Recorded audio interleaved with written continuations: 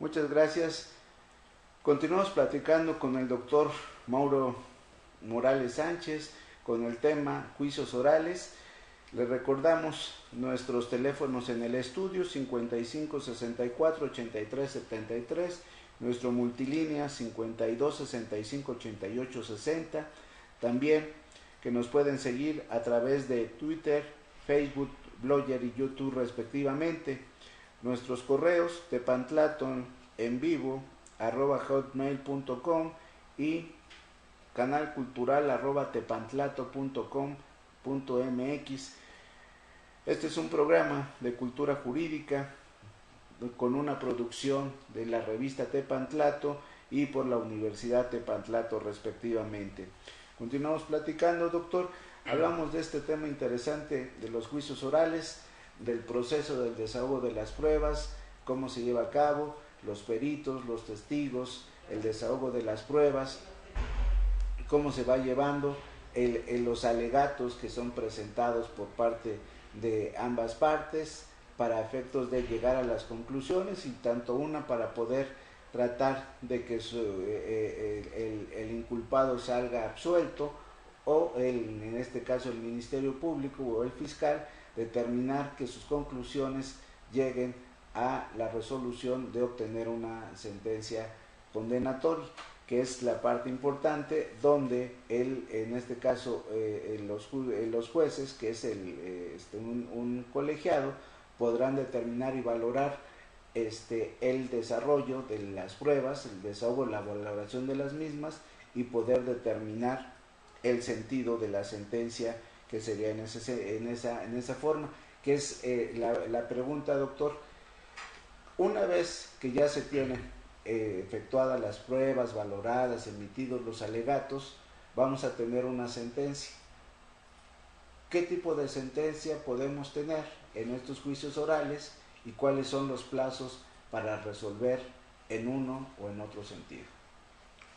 Generalmente se pueden emitir dos tipos de resoluciones: sentencia absolutoria o sentencia condenatoria. Si los jueces, al escuchar los alegatos de ambas partes y al haber apreciado las declaraciones de todos y cada uno de los intervinientes, testigos, peritos, en ese momento están plenamente convencidos de que hay insuficiencia de pruebas, automáticamente en ese momento, una vez terminados los alegatos finales de ambas partes, pueden deliberar, ya sea en privado, y regresar, deliberar 2 o 3 horas y regresar, y en ese momento dictar la resolución de absolución. Si es eso, inmediatamente lo que procede es, si está privado de su libertad, pues dejarlo en libertad, o sea, levantar esa medida cautelar, que es la prisión preventiva, y dejarlo en libertad a esta persona. En caso contrario, si hay suficientes elementos de prueba para una sentencia condenatoria,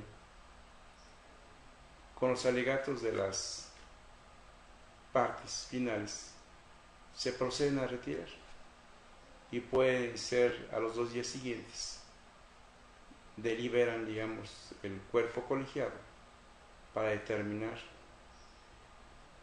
la responsabilidad o no de esta persona. Si es así, señalan dentro de los 2 días siguientes fecha para que nuevamente concurran a la sala de audiencias, y en ese momento, de manera verbal, se establezca la responsabilidad de esta persona. Una vez hecho esto, dentro de los 5 días se cita nuevamente a las partes para la individualización de las sanciones, ¿sí? Hecho lo anterior, se procederá al dictado de la sentencia por escrito, en el cual se va a leer las penas o medidas de seguridad impuestas al imputado sentenciado, y en consecuencia las cantidades o montos de la reparación del daño correspondiente en ese sentido. Muy bien, muy bien. Ahora, lógicamente, como en todo juicio, doctor, bueno, pues o sea, va a haber una parte que va a estar satisfecha con la resolución, la sentencia misma, y otra que no va a estar de acuerdo. Entonces, ¿qué recursos o cuál es el recurso que existiría para cuando una de las partes se encuentra inconforme con el sentido de la resolución, mediante qué recurso o qué instancia debe de acudir para impugnar esta resolución, doctor? Si es sentencia absolutoria, lógicamente el fiscal se va a inconformar y va a hacer uso del recurso ordinario, que es el recurso de casación. Término para presentarlo son 10 días, es decir, cuenta a partir al día siguiente de la notificación o de la resolución que emita el colegiado de la sentencia absolutoria.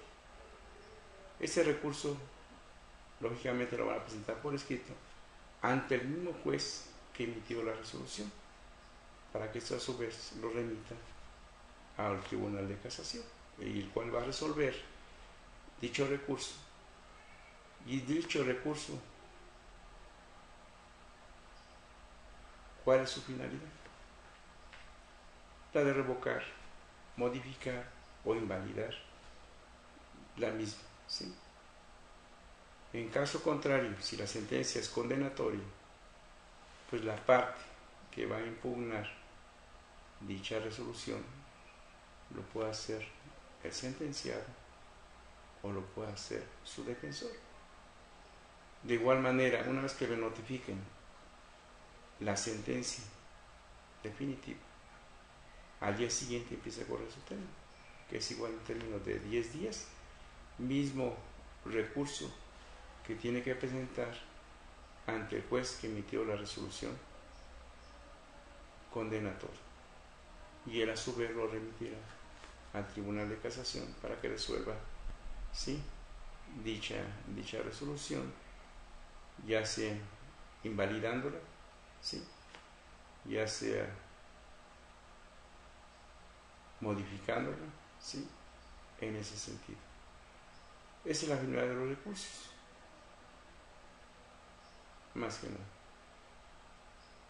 Bien, es una parte interesante de conocer finalmente durante todo el proceso cuál es la situación que se llega para poder tener una sentencia absolutoria o condenatoria, y según el caso, cuál es el recurso que podrá interponer cualquiera de las partes que se inconforme con el sentido de la resolución, y cómo se debe llevar a cabo este recurso. Aquí es importante, de acuerdo a las reformas que están existiendo y lo que se está llevando con los juicios orales, el sentido de inmediatez, la situación que las políticas están llevando para que se realicen de esta manera. Algunos estados ya lo están llevando a cabo, Chihuahua, Durango, Oaxaca, entre algunos otros, pero yo le pediría, doctor, desafortunadamente el tiempo se nos agota, y yo quisiera seguir platicando con usted sobre este tema tan interesante, y espero que en fecha próxima tengamos una nueva oportunidad de contar con su presencia y platicar sobre este tema o otros que tan atinadamente usted conoce.